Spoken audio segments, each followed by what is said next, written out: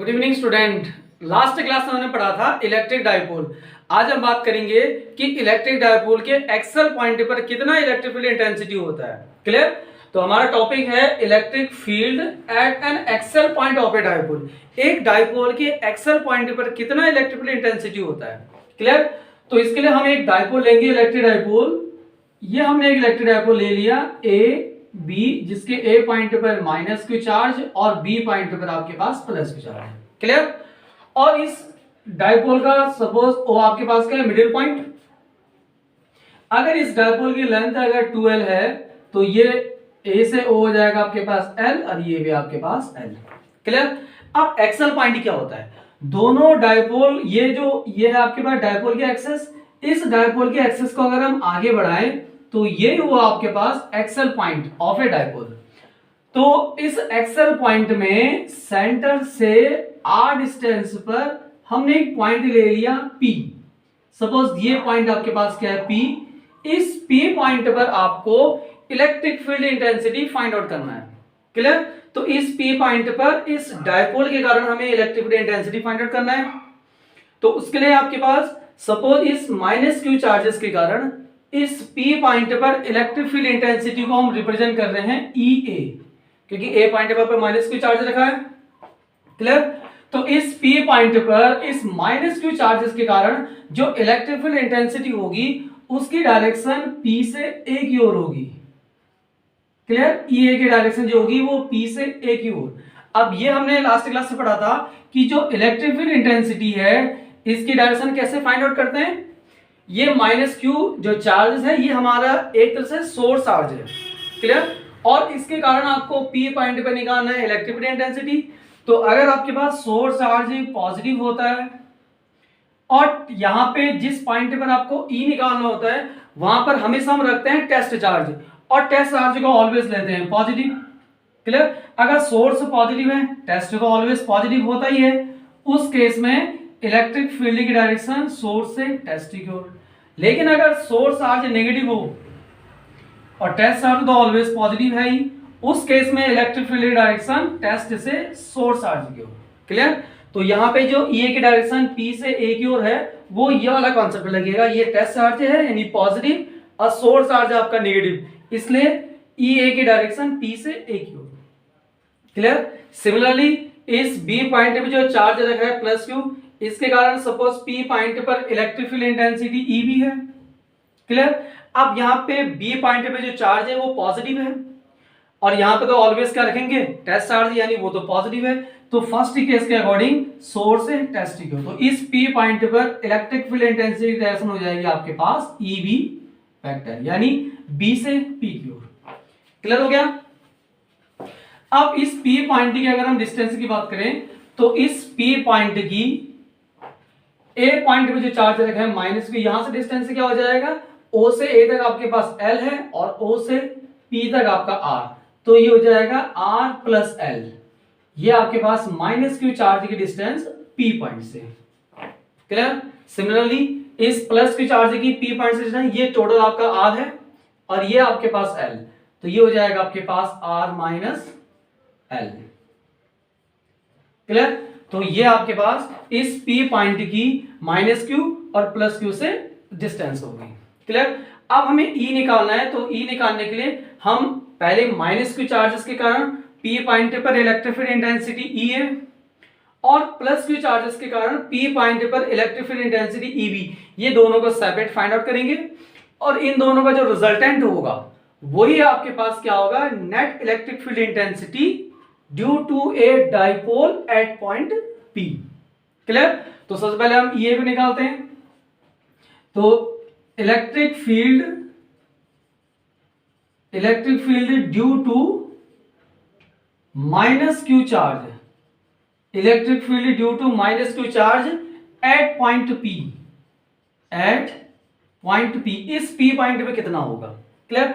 अब हमें पता है कि अगर कोई चार्ज Q है, इससे अगर आप R डिस्टेंस पर कोई पॉइंट P है तो इस P पॉइंट पर इस Q चार्जेस के कारण इलेक्ट्रिक फील्ड इंटेंसिटी निकालेंगे तो उसका फॉर्मूला होता है E equal to 1/4 pi epsilon naught charge over separation distance का स्क्वायर।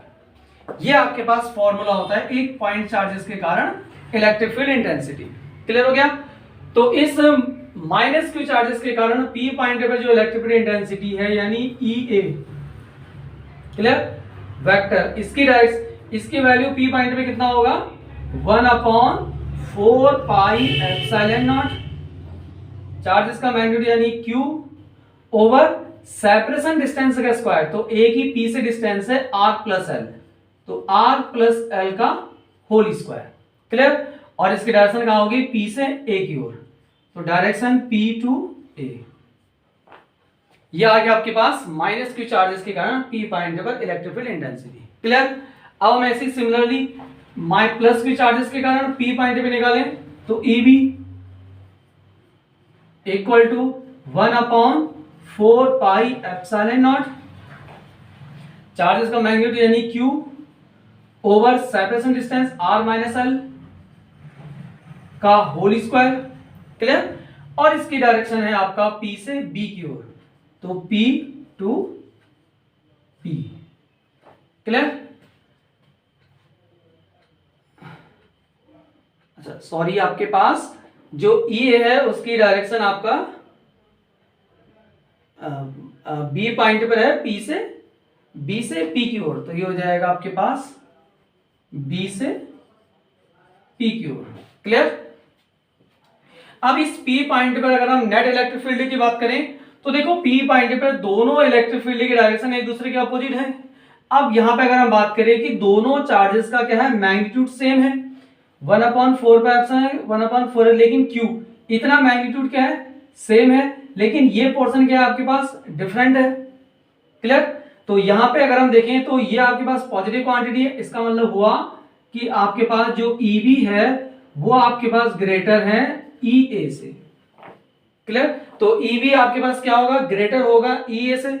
इसका मीनिंग हुआ कि इस पी पॉइंट पर जो नेट इलेक्ट्रिक फील्ड इंटेंसिटी होगी ई, वो इन दोनों का क्या होगा आपका डिफरेंस, यानी ईबी माइनस ई ए। क्लियर? क्योंकि पी पॉइंट पर दोनों चार्जेस के कारण जो इलेक्ट्रिक फील्ड इंटेंसिटी है वो दोनों क्या है, अपोजिट डायरेक्शन में, इसलिए पी पॉइंट पे जो नेट ई होगा वो इन दोनों का डिफरेंस आएगा। अब ई भी क्या है, ग्रेटर है, क्योंकि ये क्वांटिटीज क्या है आपके पास सब्ट्रैक्ट हो रही है, तो इसलिए आपके पास ई भी क्या आएगा, ग्रेटर आएगा। क्लियर?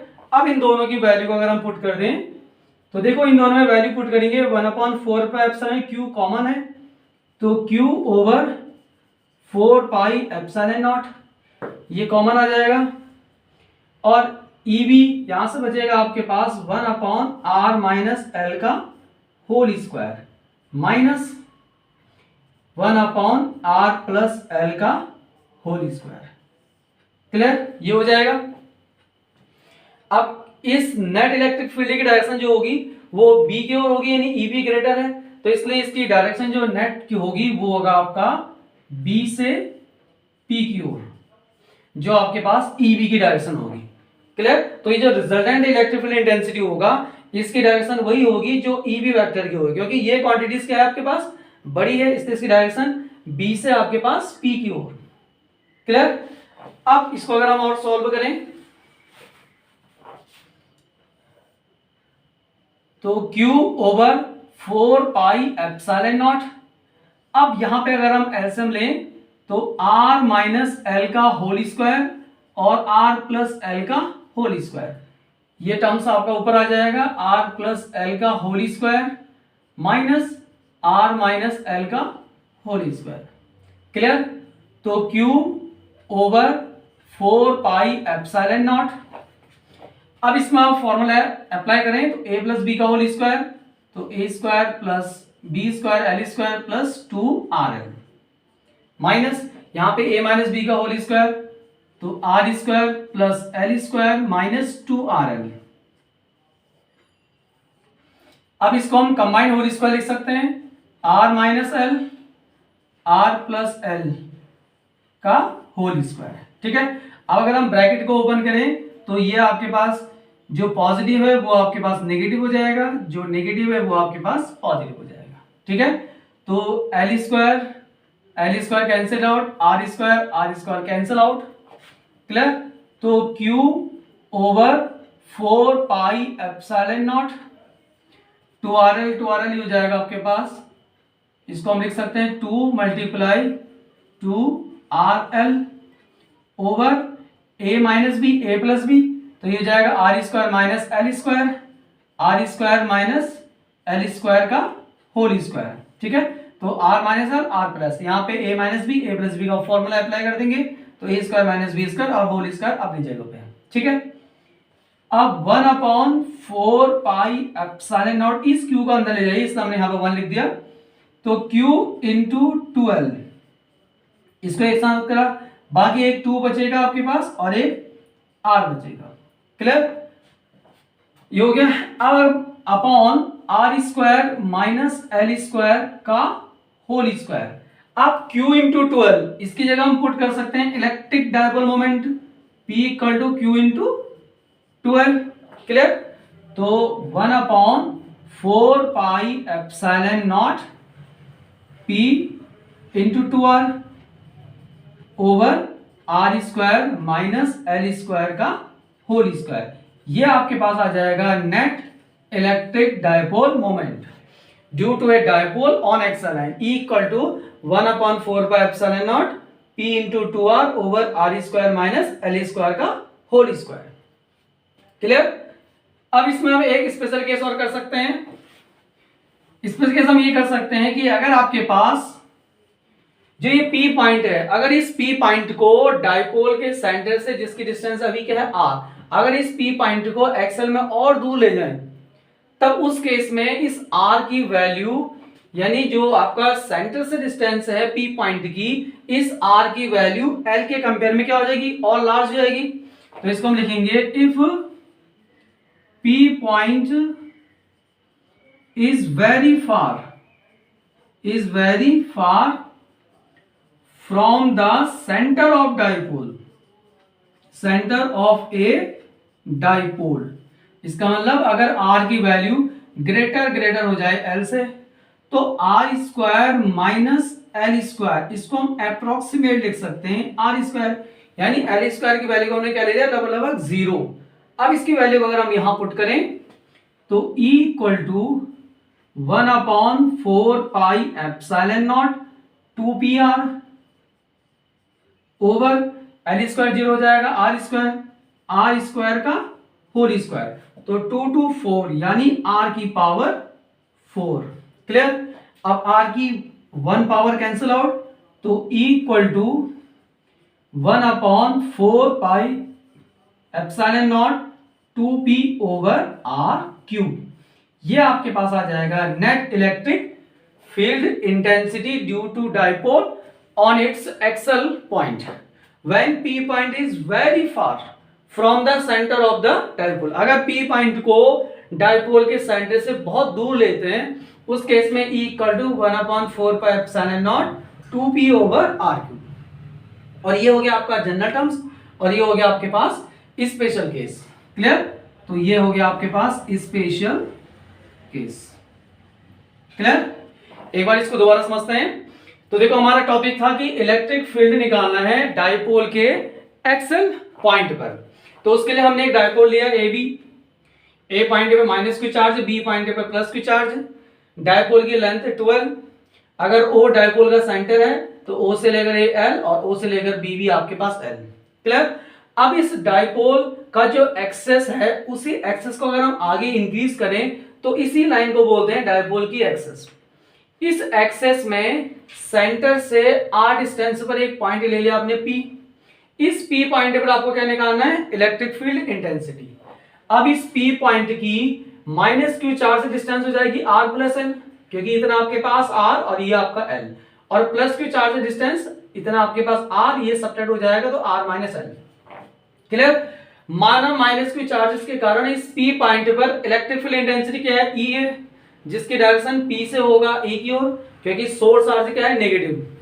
तो उस केस में जिस पॉइंट पर आपको E निकालना होता है वहां से सोर्स चार्ज की ओर। सपोज प्लस क्यू चार्जेस के कारण P पॉइंट पर इलेक्ट्रिक फील्ड इंटेंसिटी क्या है आपके पास, EB, क्योंकि सोर्स चार्ज पॉजिटिव है, इसलिए इसकी डायरेक्शन B से P की ओर होगी, EB। क्लियर, अब पहले E और EB को अलग से सेपरेट करेंगे। तो ये क्या है, electric field due to minus Q charges के कारण एट पॉइंट पी। तो एक पॉइंट चार्जेस के कारण इलेक्ट्रिक फील्ड इंटेंसिटी होता है 1/4 pi epsilon not Q upon आपका डिस्टेंस का square.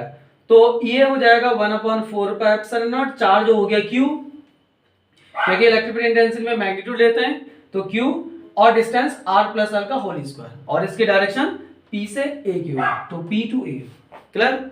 Similarly plus Q charges के कारण p पॉइंट पर EB 1/4 pi epsilon naught q charge और separation distance r minus l का होल स्क्वायर, जिसकी डायरेक्शन b से p की ओर। क्लियर हो गया। अब आप देख रहे हैं कि EB क्या है, EA से बड़ा है। क्लियर। दोनों की डायरेक्शन क्या है, अपोजिट है, तो इसलिए ये टर्म्स आपके पास क्या हो रहा है, सब्ट्रैक्ट हो रहा है, इसलिए EB क्या होगा, EA से बड़ा होगा, इसलिए EB ग्रेटर देन EA। तो इस P पॉइंट पर जो नेट इलेक्ट्रिक फील्ड इंटेंसिटी होगा वो EB माइनस EA। फिर हम दोनों की वैल्यू पुट कर देंगे और यहाँ पर हमने एलसीएम ले लिया। क्लियर। ऐसा लेने के बाद अगर हम एक्सपेंड कर दें तो यहाँ पर आपके पास ये क्वांटिटी बन रही है आपके पास Q इंटू 12, जो कि किसकी वैल्यू है, इलेक्ट्रिक डायपोल मोमेंट। तो इसकी जगह पुट कर देंगे P, तो ये आपके पास आ जाएगा जनरल टर्म्स। आप स्पेशल केस अगर P पॉइंट डायपोल के सेंटर से बहुत दूर ले लें, उस केस में जो r स्क्वायर की वैल्यू होगी वो l स्क्वायर के कंपेयर में लार्ज होगी, इसलिए l स्क्वायर को अप्रोक्सीमेट 0 पुट कर देंगे, तो इसलिए r square minus l square approximately r square. यहाँ पे वैल्यू पुट करेंगे, r से 1 पावर कैंसिल, तो E equal to 1/4 pi epsilon naught 2p over r cube. Clear.